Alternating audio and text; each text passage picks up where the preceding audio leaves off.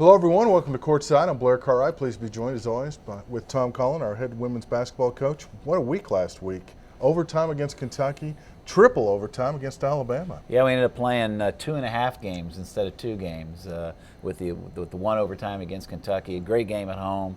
One that got away a little bit, but and then just a thriller. I don't think I've ever been involved in a 3 overtime game before at Alabama, and it was just nice to get out of there with a big win. And 1-1 and could have been 2-0, but still 1-1, not bad. Well, you just keep plugging along. We dug ourselves a little bit of a hole. We know that, and at some point, 1-1's not going to be good enough. We're going to have to probably win 4 of our next 5 games, or at least 3 of our next 5 games, probably to have a shot at the NCAA tournament, unless we go down and win the SEC tournament, which is a goal of ours as well. So, but that's life in this conference. Normally, 1-1 will probably get you to the NCAA tournament.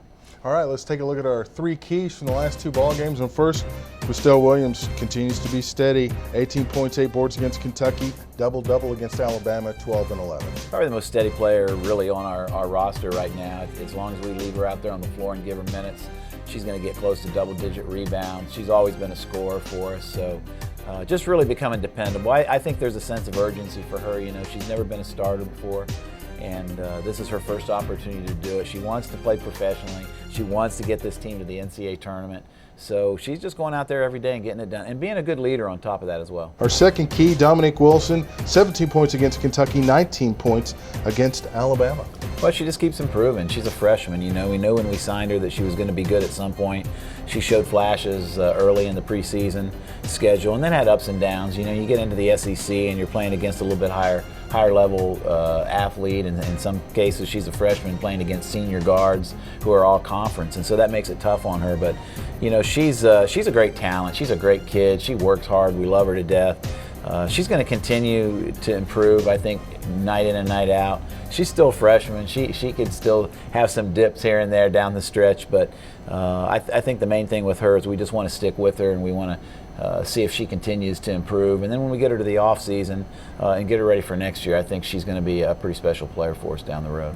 And our third key, the Iron Horse, Callie Berna, 53 minutes against Alabama, played most of the game against Kentucky, and back-to-back 11 assist games. Well, we just we keep riding her hard. I'm a little bit worried about her. She seems to be holding up health-wise. She doesn't seem to fatigue that much, but you start seeing little signs. I think sometimes late in games she doesn't have a lot of leg left, and so she doesn't have much lift in her shot, some things like that. But we need her out there.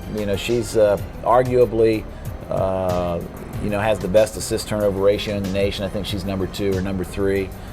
So she puts the ball where it belongs, and she gets the ball to scores. If we made just a few more shots off of some of her passes, she'd probably be leading the nation in assists right now. But she continues to do everything we ask her to do, and back-to-back 11 assist games. I think that's pretty special. We'll take a timeout. More Callie coming up. Callie's Court is next. My dedication puts me all in. Commitment puts me all in. Hard work puts me all in. Doing just a little bit more. That's what puts me all in. We're all in. Are you all in? Are you all in? Single game tickets are on sale now at ArkansasRazorbacks.com. Get yours today.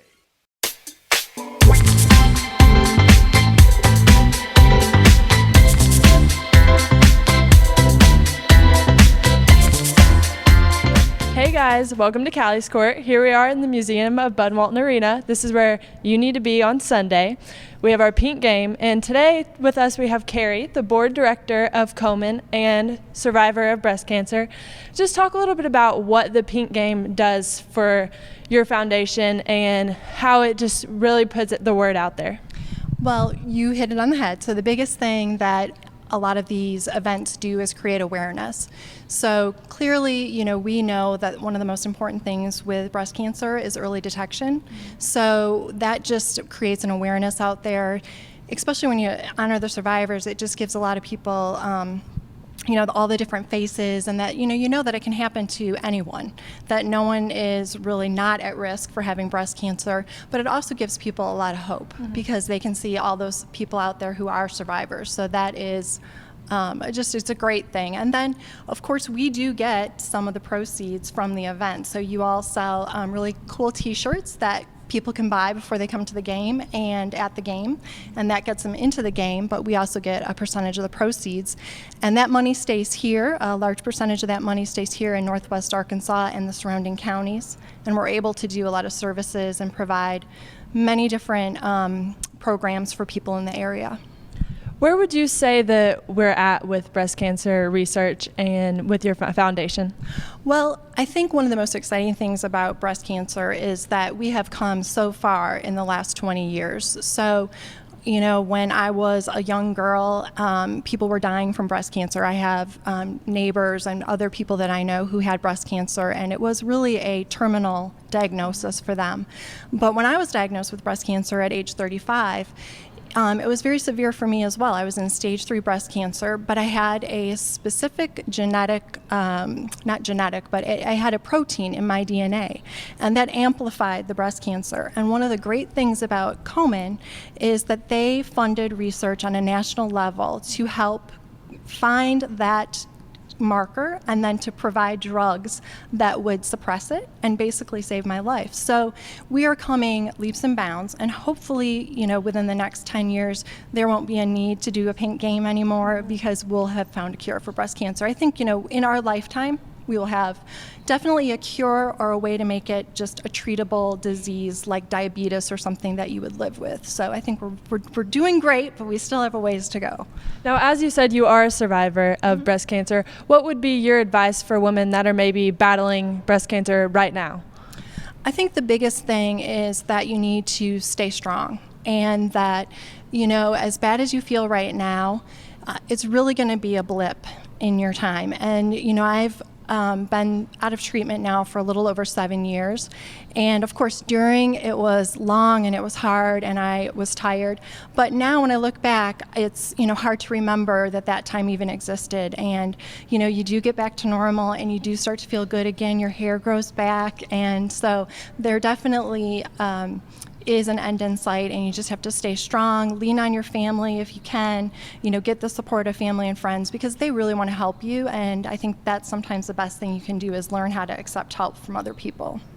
Besides coming to like the pink game, what can people do, maybe simple ways, just to help out? So one of the biggest things that we have in the area is on April 27th, we have our Race for the Cure. So it's a really great day. It's a morning event where, you know, people can run or walk, and then there's a family walk, and there's all sorts of great activities. And we are very blessed because in Northwest Arkansas, we have a supplier community because of Walmart being here, and we have one of the funnest races in the country. I've been to different events throughout the country, and our event is truly unique just with all the activities we have, and just, you know, it's just a great, great day. But we have a couple other events that we do through the year that you can partake in, but you can always, you know, people do really creative things just to find a way to support the loved ones or Komen, you know, together on their own. So people can check out our website, which is ComenOzark.org, and we have different activities and ideas, things that people can do to try to help their community with breast cancer. Well, I think I speak for our community when we say we really appreciate all the work you do. Thanks for watching Callie's Court. Come out Sunday, wear your pink, and support breast cancer. Not in my house.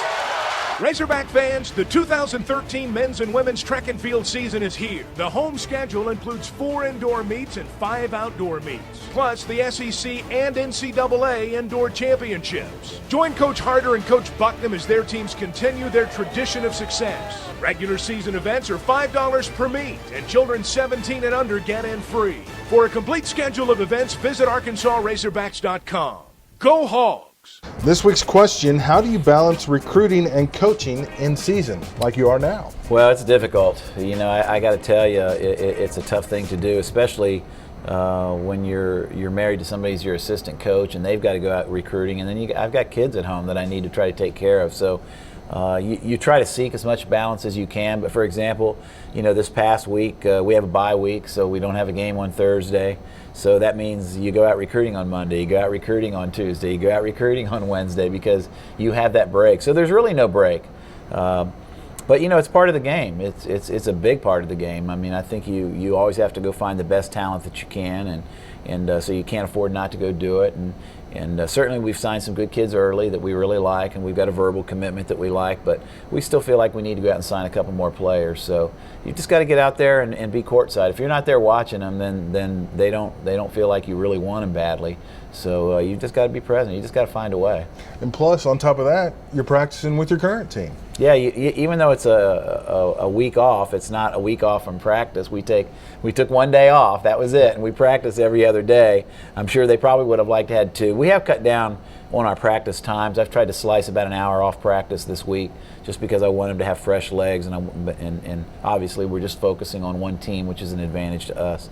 So it's a year-round sport. I don't think people realize, we practically start practice the first day of school, and even when the season is over with, we go right back into the gym and work out, and then we keep them here all summer.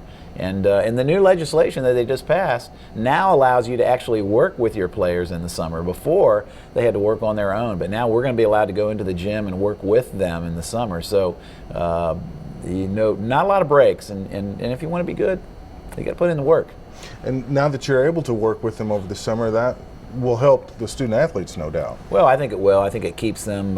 I've always felt like they performed better when they were in a routine and they were more disciplined. And we've got a few players that would go into the gym and work on their own and do what they needed to do, and a few other players that need to be prodded a little bit. So I think now that we can require them to get in there, and it's not a lot, it's 2 hours a week, but if you think about it, you can go 30 minutes for 4 days and keep the fundamentals and the skills and work on the little things that sometimes it goes by the wayside when you're in the middle of the season and you're trying to prepare day after day for your next opponent rather than working on your fundamentals. Speaking of that next opponent, Missouri comes to Bud Walton Arena Sunday, 2 o'clock.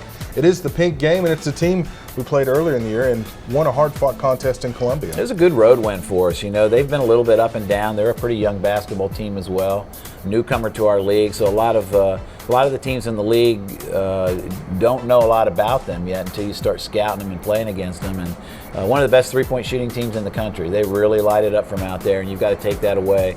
We did a great job defending them up there at their place and took them out of their game. I'm sure it was very frustrating, but they bounced back and they beat Florida and they beat Tennessee by 18 points at home. So they're a very worthy opponent, and I'm sure they're going to be looking to get back at us. Hopefully we'll get a big crowd in with the Pink Zone game on Sunday. And there's at this time, when you play a team for the second time, there's no real surprises. They're going to look at that tape.